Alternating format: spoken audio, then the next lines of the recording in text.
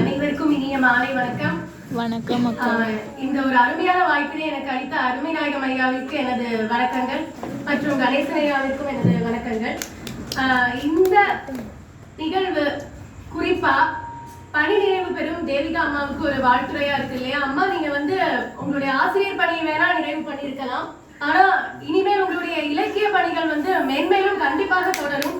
அதற்காக இந்த தருணத்தில் அனைவரின் சார்பாகவும் நான் இறைவனை பிரார்த்தித்துக் கொள்கிறேன். இப்ப வட்டம் தாண்டுக இந்த தலைப்பு ஆக்சுவலா கவனமா படிங்க ப்ளீஸ்னு சொல்லி நான் ஏன் இந்த புக்குக்கு பேர் வச்சேன் அப்படின்னா, கொஞ்சம் ட்ரெண்டிங்கா போட்டுமே அப்படின்னு சொல்லி தான் வச்சேன். அது காரணம் என்னன்னா, இப்போ ஒரு உதாரணத்தோட ஆரம்பிக்கிறேன், சரிங்களா? நிறைய பெண்கள் இருக்காங்க அப்படிங்கிறதுக்காக நான் ரொம்ப பெண்ணியா பேசுற ஆள் கிடையாது. கொஞ்சம் பெண்ணியத்துக்கு கொஞ்சம் எதிர்ப்பு தெரிவிக்கிற ஆளா தான் நான் இருப்பேன். அது என் கூட இருக்கிறவங்க எல்லாருக்குமே தெரியும். என்ன காரணம் அப்படின்னா, இப்போ ஒரு யானையோட கால்ல சங்கிலி கட்டி வச்சிருக்காங்க அப்படின்னு வச்சுக்கோங்க. சின்ன வயசா இருக்கும் போதே, அந்த யானைக்கு சின்ன வயசா இருக்கும் போதே கால்ல சங்கிலி கட்டி வளர்த்து வந்துட்டே இருக்காங்க. அந்த யானை ரொம்ப பெருசாயிடும். பெருசான உடனேயும் அதுக்கு அதனுடைய பலம் தெரியாது இல்லையா? எப்ப அந்த சங்கிலியை கலட்டினாலுமே அதுக்கு அதோடைய பலம் தெரியாது. ஒருத்தவங்க சொல்ற வரைக்கும், புரிய வைக்கிற வரைக்கும் தெரியாது. அதே மாதிரிதான் பெண்களும் இருப்பாங்க. கட்டுப்பாடோட வளர்ந்து வளர்ந்து வளர்ந்து வளர்ந்து அவங்க வரும்போது, ஆனா அந்த இடத்துல அந்த சங்கிலியை அறுத்துட்டு அந்த யானை ஒரு விஸ்வரூபமா வெளியில வர்ற மாதிரி அந்த பெண்களும் ஒரு வட்டத்தை தாண்டி வரலாம். அடுப்பங்கரையில ஒரு அகதிகளாகவே இருக்கிற எத்தனையோ பெண்கள் இருக்காங்க. வேலைக்கு போனாலுமே சுயமா சிந்திக்க தெரியாத பெண்களும் பலர் இருக்கிறாங்க. போவாங்க, ஒரு பேருந்து ஏறி போவாங்க, இந்த ஸ்டாப்ல இறங்குவாங்க, இவ்வளவுதான் அவங்க கணவர்கிட்ட இருந்து சில பணத்தை வாங்கிட்டு போறாங்க. இப்படி பயன்படுத்துறவங்களும் இருக்கதான் செய்யறாங்க. அப்படி வட்டத்தை தாண்டுவதற்கு தயங்கும் பெண்களும் இருக்கும் இதே சமூகத்தில், வட்டம் மட்டும் இல்லைங்க, சதுரம், ஒரு மிகப்பெரிய வட்டம் போடுங்க, நீள் வட்டம் போடுங்க, முக்கோணம் போடுங்க, எதனாலும் அட்டர்பல்ட்டி அடிச்சு நாங்க வந்துருவோம்னு சொல்லிட்டு இதே பெண் சுதந்திரத்தை தப்பா துஷ்பிரயோகம் பண்ற பெண்களும் இருக்கத்தான் செய்யறாங்க. சரியா? ஏன்னா பெண்ணிய பேசுற அளவுக்கு எனக்கு வயதும் இல்ல, அனுபவமும் இல்ல. ஆனா சில விஷயங்களை பார்க்கும் போது நமக்கு ஏற்படுற அந்த வேதனைகளை தான் நான் 2 பிரிவா சுருக்கமா சொல்லிடலாம்னு நினைக்கிறேன். அந்த சுருக்கமா சொல்றதுலயே நீங்க ஒரு சிந்திச்சு பார்த்தா நல்லா இருக்கும். என்னன்னா, முதல் கருத்து, ஆணாதிக்கம் மட்டும்தான் பெண்களை சிறைப்படுத்திருக்குன்னு நீங்க நினைக்கிறீங்களா? ஆண்கள் கண்டிப்பா எல்லாருமே கை தூக்குவாங்க. பெண்கள் மனசார கை தூக்கி சொல்லுங்க, ஆணாதிக்கம் மட்டும்தான் பெண்களை சிறைப்படுத்திருக்குன்னு நினைக்கிறீங்களா? இல்ல, பெண்ணாதிக்கம். கட்டாயம் இல்ல. பெண்ணாதிக்கம் இருக்கதான் செய்யுது. பெண்களுக்கு எதிராக பல விஷயங்கள், பல நிகழ்வுகள்ல இருக்கத்தான் செய்யறாங்க. இந்த உண்மையை நம்ம ஒத்துக்கொள்ள மறுத்துக்கிட்டு, நாங்க பெண்களா கூட்டம் வச்சு செயல்படுறோம், நாங்க பெண்களா ஒரு சமூக இதை திரட்டுறோம் அப்படின்னு சொல்லி பண்ணிட்டு அது எங்க போய் முடியுது? அதாவது 100ல ஒரு 75-80% அதுல வேற விதமா தான் போகவும் செய்யுது. இதை நான் அனுபவ ரீதியா சொல்றேன். ஒரு வாட்ஸ்அப் குழுமத்துல நான் பயணிச்சேன். ஆரம்பிக்கும் போது அதோடைய நோக்கம் எப்படி இருந்துன்னு பாத்தீங்கன்னா, என்னமோ பெருசா நான் சட்டங்கள் தெரிஞ்சுக்கலாம், மருத்துவ ரீதியா தெரிஞ்சுக்கலாம், எதுவுமே தயங்க கூடாது, நம்ம அநீதிக்கு எதிரியா குரல் கொடுக்க போறோம், நம்ம உரிமை அப்படின்லாம் சொல்லி பயங்கரமா போட்டாங்க. இதுதான் அந்த அட்மினோட மெசேஜா இருந்தது. ஒரு 3 மாசம் 4 மாசம் அவ்வளவுதான். தாக்கு பிடிச்சதே பெரிய விஷயம். என்ன கேட்டா, முதல்ல ஒரு போஸ்ட் வந்தது, ஒரு போட்டோ போட்டு, இல்ல அது வேற ஒரு போட்டோ, இது ஒரு உதாரணமே வருது பாருங்க, சரியா? ஒரு போட்டோ போட்டாங்க, நல்ல அழகா ட்ரெஸ் பண்ணி ஒரு போட்டோ போட்ட உடனே அடுத்த மெசேஜ் வந்தது, இது எங்க எடுத்த ட்ரெஸ்ன்னு சொல்லி. அப்ப இது நாங்க இந்த ஜவுளி கடையில எடுத்தோம்னு வந்தது, எவ்வளவு ரூபான்னு வந்துச்சு. அப்ப இதே மாதிரி வேற மாடல் கேட்டாங்க. அப்ப முதல்லயே அதோடைய காரணம் ஒரு 3-4 மாசத்துல மாற ஆரம்பிக்குது, கொஞ்சம் கொஞ்சமா. அதுக்கப்புறம் அதை டைவர்ட் பண்ற மாதிரி சில நியூஸ் எல்லாம் அப்பப்ப வந்தது. ஆனா அதுக்கப்புறமே எங்க போச்சுன்னு பாத்தீங்கன்னா, சமையல் பண்ணிருப்பாங்க, அந்த சமையலை உடனே போஸ்ட் போட்டாச்சு. எப்படி செஞ்சீங்க, ப்ரொசீஜர் என்ன ஏதுன்னு சொல்லி அது கொஞ்ச காலம் போச்சு. ஒரு 6 மாசம் கழிச்சு அந்த ஆடரணமே இல்லாமலும் போயிடுச்சு. அப்ப எந்த நோக்கத்திற்காக குடும்பம் ஆரம்பிக்கப்பட்டதோ அந்த நோக்கம் முற்றிலுமாக சிதைந்து விட்டது. நான் இந்த இடத்துல ஆண்கள் ஒரு குடும்பத்தை ஆரம்பிச்சிருந்தா எப்படி இருக்குங்கிறத பத்தி நான் பேச வரவே இல்லை. பெண்கள் நாமையே ஒரு வட்டத்துக்குள்ள சுருக்கிக்கிறோம் தான் வர. இப்ப மகளிர் தினம் அப்படின்னு சொன்னாலே எங்க பார்த்தாலும் என்ன இருக்குன்னு நினைக்கிறீங்க? கோல போட்டி, மெஹந்தி போட்டி, சமையல் போட்டி, அழகி போட்டி, இப்படி அழகி போட்டியிலே கேட்டா அது வந்துரும் சார், மாறிடுச்சு. இப்படி எல்லாமே பெண்களுக்குனாலே இப்படித்தான் அப்படின்னு சொல்லி ஒரு வட்டத்தை இங்க யார் அந்த உட்கார்ந்து இருப்பீங்க? பெண். கட்டாயம் ஒரு பெண். அவங்க ஒரு தலைவி அப்படின்னு சொல்லி அந்த மதிப்பிற்குரிய ஒரு இடத்துக்கு வரும்போது எத்தனை பெண் ஆளுமைகளை அழைத்து இப்படி ஒரு கூட்டம் அழகா ஒரு கூட்டத்தை கூட்டின மாதிரி பேச சொல்லல அப்படிங்கிறது வந்து என்னுடைய மிக ஒரு முக்கியமான ஒரு கேள்வி மட்டும் இல்ல, ஒரு மிகப்பெரிய மன நெருடலே நான் வச்சுக்கலாம். அப்ப இந்த இடத்துல வந்து நம்ம இன்னும் பார்க்கணும்னா நீங்க நினைக்கீங்க, அதாவது நம்ம ரொம்ப சோர்ந்து போயிடும். 30 வயசுக்கு மேல இயல்பாகவே நம்மளுக்குள்ள அந்த உடல் ரீதியான மாற்றங்கள் ஏற்படும், அது உண்மை. எலும்பு வந்து தேய்மானம் ஆகுதுன்னு சொல்லுவாங்க. 50 வயசுக்கு மேல இப்படிலாம் மெனோபாஸ்ல கஷ்டப்படுறாங்க, எல்லாமே உண்மை, நிசப்தமான உண்மை. ஆனா அதையே போட்டு போட்டு போட்டு போட்டு காமிச்சு அதுல இருந்து உங்களால வெளியில வரவே முடியாதுங்கிற மாதிரி அதுக்குள்ள நம்ம புதையிறதுதான் வந்து ரொம்ப வேதனையா. ஒரு உதாரணத்துக்கு லதா ஸ்ரீனிவாசன் ஒரு அம்மா நான் சொல்றேன், நீங்க நிறைய பேர் கேள்விப்பட்டிருக்கலாம். பட் அதுல வந்து அவங்களுடைய வாழ்க்கையை 2 விதமா பிரிக்கலாம். Game KP. கீமு கிபி கேள்விப்பட்டிருப்பீங்க. அது என்ன கேமு கேபி அப்படின்னா கேன்சருக்கு முன் கேன்சருக்கு பின். அவங்க வந்து எந்த ஒரு கெட்ட பழக்கமுமே இல்லாத ஒரு பெண். மது அருந்த மாட்டாங்க, புகைப்பிடிக்க மாட்டாங்க, தேவையில்லாத எந்த ஒரு இதுலயுமே ஈடுபட மாட்டாங்க. ஆனா இப்போ நாங்க வந்து அதீத பெண் சுதந்திரத்துல இருக்கோம்னு சொல்லி ஆண்களுக்கு நிகரா நாங்களும் மது அருந்துனா என்ன தப்புன்னு போற பெண்கள் இருக்கதான் செய்யறாங்க. கல்லூரி பெண்களே இருக்கதான் செய்யறாங்கிறது ஒரு வேதனைக்குரிய விஷயம் இல்லையா?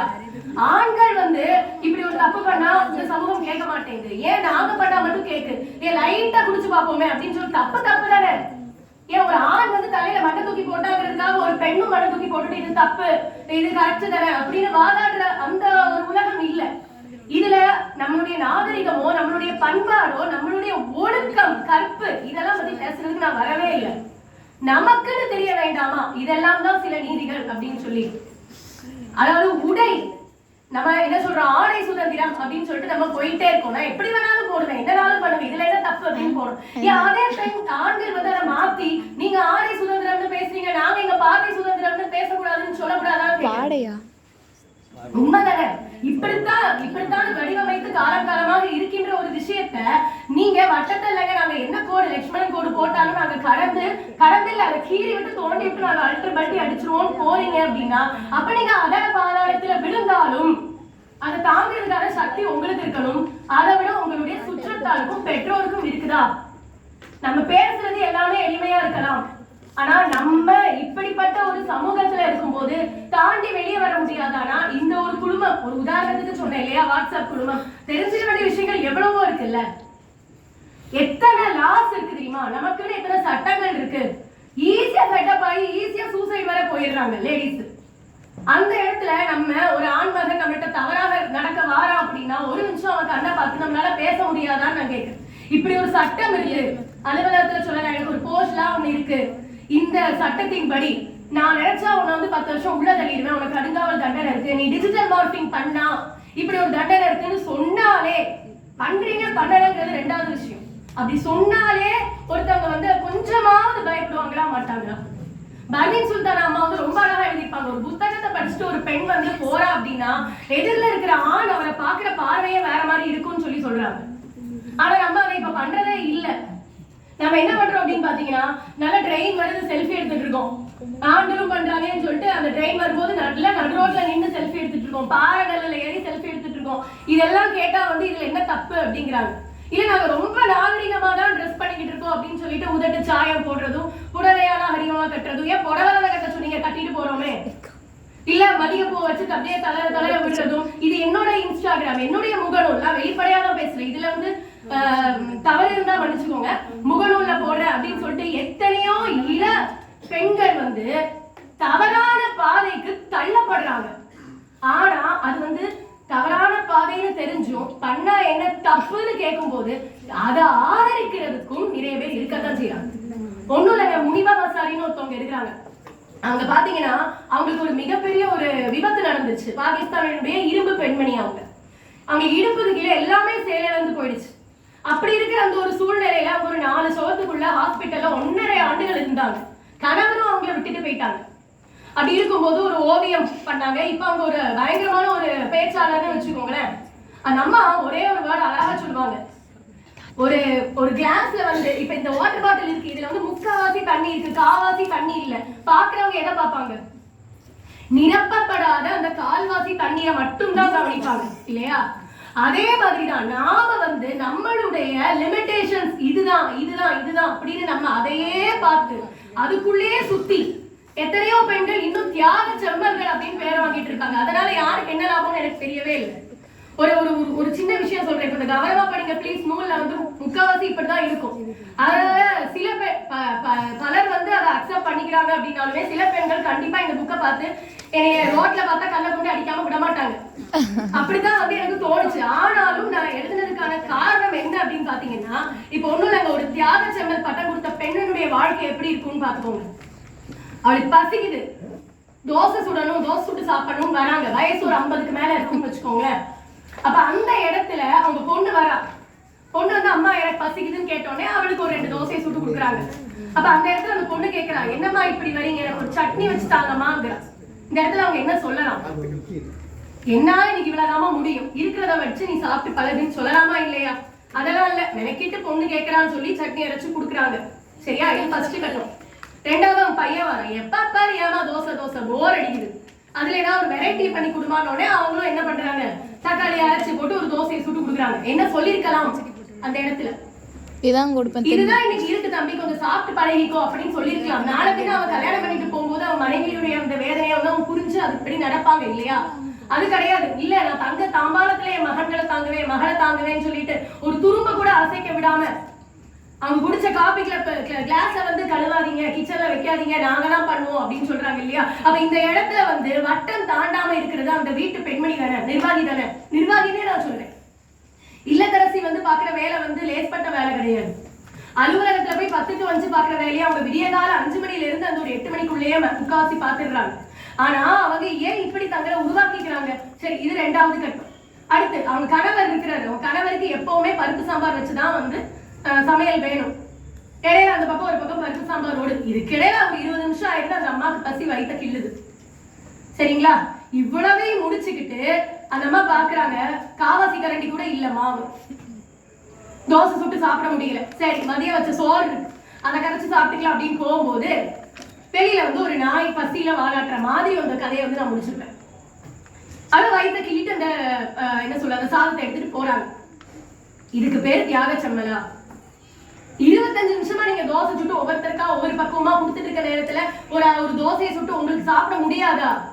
இப்ப சொல்லுங்க, இந்த வட்டத்தை ஆண்கள் கிரியேட் பண்றாங்களா இல்ல பெண்களே பெண்களுக்கு கிரியேட் பண்ணி வைக்கிறாங்களா? சொல்லுங்க. பெண்கள் பதில் சொல்றதா எனக்கு ரொம்ப சந்தோஷமா இருக்கு. பெண்களே பெண்களுக்கு கிரியேட் பண்றாங்களா இல்லையா? நம்மளுடைய உடல் நலத்துக்கு நாமளே வந்து கொஞ்சம் கூட ஒரு என்ன சொல்ல ஒரு டைம் ஸ்பெண்ட் பண்ண மாட்டேங்கிறோம், நேரத்தை ஒதுக்க மாட்டேங்கிறோம். எதை எடுத்தாலும் எல்லாத்துக்குமே பாருங்களேன். இப்ப ஒரு சில புத்தகங்கள்ல வந்துச்சு, நைட்டி போட்டுட்டு நீங்க ரோட்ல சுத்துங்க, ஒண்ணும் தப்பு இல்ல போங்க அப்படிங்கிறாங்க. அதுவும் எப்படி நிமிர்ந்த நகரை நேர்கொண்ட பார்வை. பாரதி உயிரோட இருந்தா அவ்வளவுதான், கண்ணீர் விட்டு ரத்த கண்ணீர் விட்டு அழுதுருப்பாங்க. ஐயோ நான் சொன்ன புதுமை பெண் இவங்க இல்ல அப்படின்னு சொல்லி. ஆனா இப்ப எப்படி வருது, நிமிர்ந்த நகரை நேர்கொண்ட பார்வைன்னு நைட்டி போட்டுட்டு சுத்துங்க, மேலாடைகள் வந்து ஒரு ஷால் எதுவும் வேண்டாம் அப்படின்லாம் வந்து எழுதியிருக்காங்க, தைரியமா எழுதியிருக்காங்க. அப்பதான் நினைச்சு இதை எழுதி நான் வெளியிடல என்ன தப்பு எனக்கு தோணுச்சு. அப்போ நீங்க அப்படி போறீங்கல்ல, ஒரு நிமிஷம் கண்ணாடி முன்னாடி போய் நின்று பாருங்க.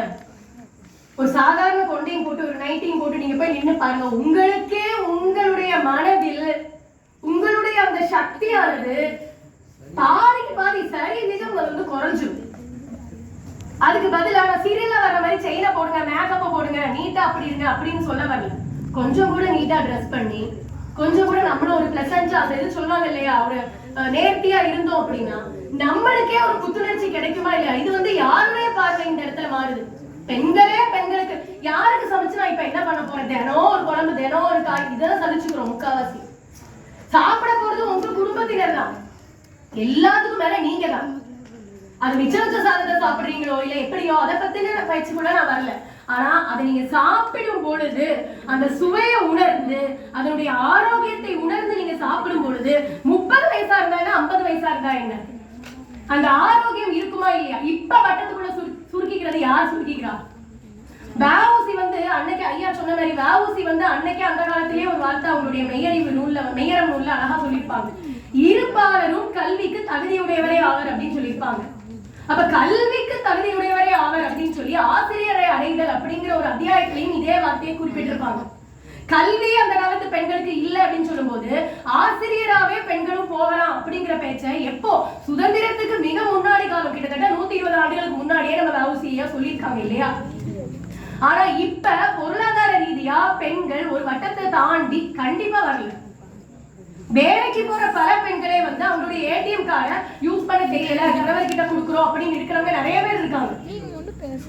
எனக்கு வந்து ரொம்ப பாவமா இருக்கும். வங்கியில வந்து சிலர் வந்து கேட்பாங்க எவ்வளவு பேலன்ஸ் இருக்கு அப்படின்னு கேட்கும்போது பார்த்தா அதுல நிறைய பரிவர்த்தனைகள் நடைபெற்று இருக்கும். 2000 ரூபாய் இருந்துச்சு காணுமா அப்படின்னு ஓர் அழுவாங்க. அப்ப நமக்கு வேலையா இருக்கும். இல்லம்மா எல்லாமே நீங்க தான் கூகுள் பே. இல்லவே இல்லை, என் செல்லு முதல் கொண்டு கணவர்கிட்ட தான் இருக்கும்பாங்க. இந்த இடத்துல வட்டத்தை யார் வச்சுக்கிறா? அதேதான். இப்போ ஒரு எண்ணல என்னுடைய கணவருக்காக நான் வந்து அவங்க டாஸ்மார்க் எல்லாத்தையும் வீணடிச்சிருவாங்கன்னு சொல்லி அந்த காசை ஃபுல்லா சுருட்டி அவங்க வச்சிருப்பாங்க. எங்க சக்கரை டப்பாலையும் உப்பு டப்பாலையும் வச்சிருப்பாங்க. இந்த ஒரு தடவை மன்னிச்சுக்கோங்க, அடுத்த முறை வரும்போது நான் நல்லா கொண்டு வரேன், என் கணவருடைய கண்ணில் பட்டா டாஸ்மார்க் போயிருங்க. எவ்வளவு ஒரு வேதனை!